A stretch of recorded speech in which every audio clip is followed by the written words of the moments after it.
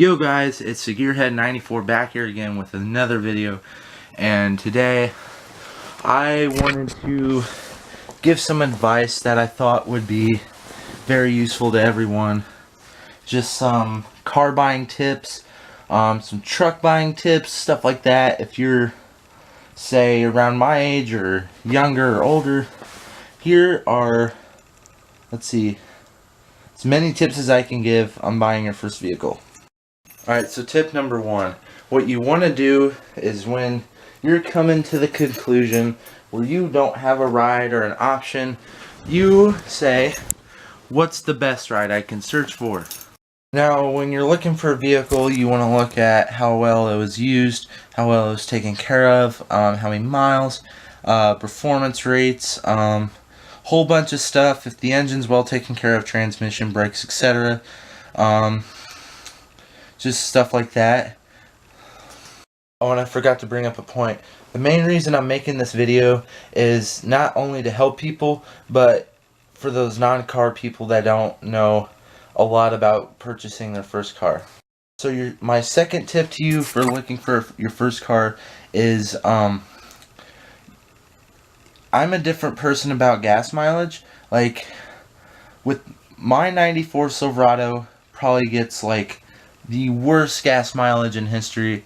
I've searched it up and it's like 12 to 13 miles per gallon, which is just absolutely awful. It's still not a bad vehicle, but it's gonna need gas a lot. And if you want a truck, I would suggest for you at this point to look for a truck with a V6. You can still be badass and have a V6, doesn't matter. Or you can get a V8 like I did. Although, if you're looking into newer trucks, let's say like a 2012, if you got a whole lot of money to blow and you want to get something that's a truck but is also a gas saver, a lot of people probably gonna hate on me for saying this, but look into like Ford EcoBoost. They've made a F-150. It's about pretty much the same size as a V8 truck, but it's got a 4.0, I think, a 4.0 liter V6 EcoBoost, but it puts out quite a bit of horsepower, and it's actually a decent engine, I think. This step is so obvious, I don't even know why I'm talking about it. Tip number 4. Now, if you're a high schooler like me, or if you want to buy another ride, but you're an adult, but you don't know a lot about cars or a lot about car research, this is the place to come to. Now, if you're a high schooler and you're thinking, man, this aux is weak as fuck, I want to get some strong shit, you know what I mean? You want to upgrade it. So I would look into a vehicle like mine that you can put aftermarket parts on. You can on other cars, but I don't think, in my opinion, I think they're not as effective, and they're just, it's not, I don't know. It just doesn't tie in well with these newer models of cars and generations. Plus, it's already going to come with an aux cord or a USB port, something like that. But if you have a 24-year-old truck with the cassette player and the CD, and you're like, I just want to completely rid the truck of that, you get yourself a 94 Silverado. Not just that, you can get, like, I'd suggest cars to put aftermarket parts on from the, like, whatever you prefer, whatever car you pretty much prefer, but I would take it up to the, maybe 2010s, 2010 era or whatever model year.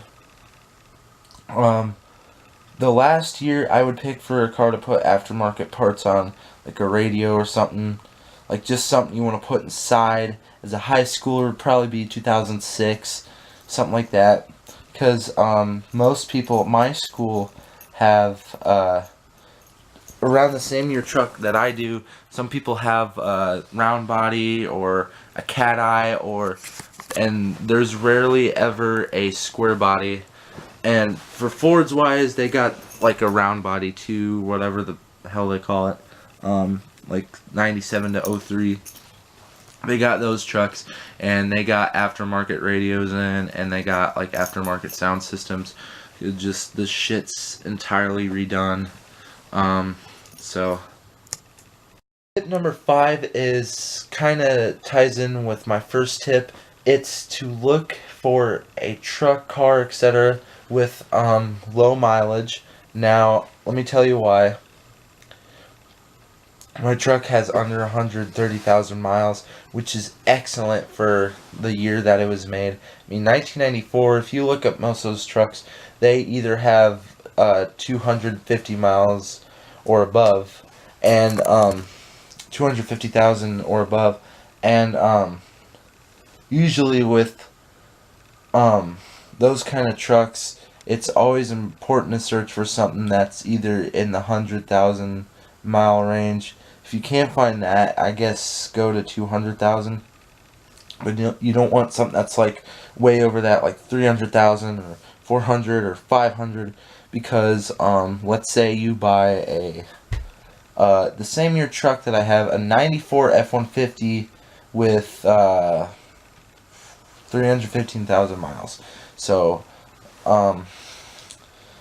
that truck would probably last, depending on what kind of condition it is, because what I've seen and researched and looked throughout the Fords, it seems that when you try to find a truck with that many miles, it's usually fucking rusted out, or the transmission, or something's blown on it, and it's usually on Craigslist, and you'll probably get scammed for a deal you thought was excellent, and that's what you want to avoid.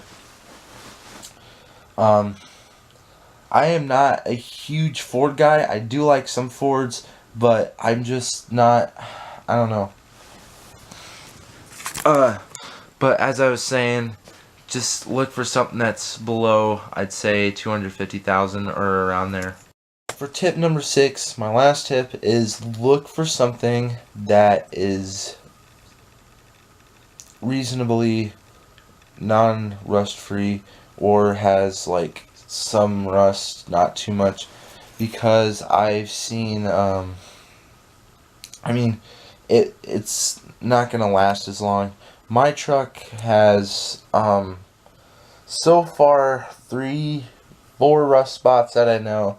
They're not extremely bad, they're not really visible, but they're kind of, you can see 2 of them, but the valve covers is 3, and then under the door and left back panel of my truck, there is a rust spot there. I need to go over to look at it and show you guys a whole truck. But yeah, buy something that's rust free, because like I said, if you buy an F-150, Silverado, Dodge, anything, and it's like drenched in rust, you got like a panel, like let's say you got a crew cab, not a crew cab, let's say you got an extended cab like I do, and there's a motherfucking chunk missing out of that thing, like, you've seen chunks of rust on trucks.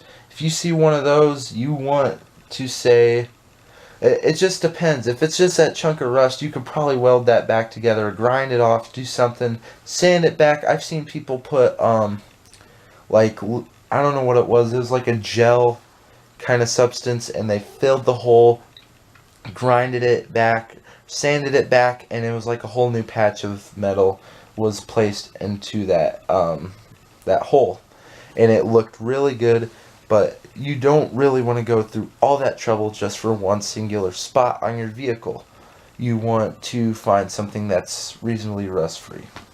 Guys, before I go, I'm going to show you a picture of where all the rust spots are on my truck. I'm not going to put it in the video or edit it into the video, is what I mean, because it's I mean, you can still see it off my phone. So if I just look through, I got so many memes and stuff like that. I'm trying to find the very first picture I had. Okay. Now if you look very closely, right there is the rust spot. There might just be 3 that I know of. Focus. There we go. Right there. That's just that little smidge there. If I can get my finger to line up that little smidge right there. And then if this is flipped around and it's showing my left door, there is like rust underneath here on the cross. But it's not really visible. You can't really see it. Oh, another little rust spot here. That's not going to affect anything though. I mean, it's just a little spot.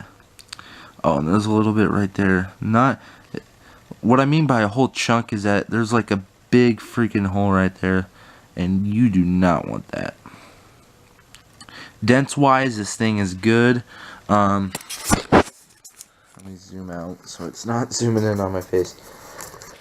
Dents wise, my truck is perfect. It only has one little dang, and it's in the back. You really can't even see it, I don't think. But guys, dropping out here, and I'll catch you on the next ride. I hope these tips were useful, and I hope they'll be helpful to you guys. Alright.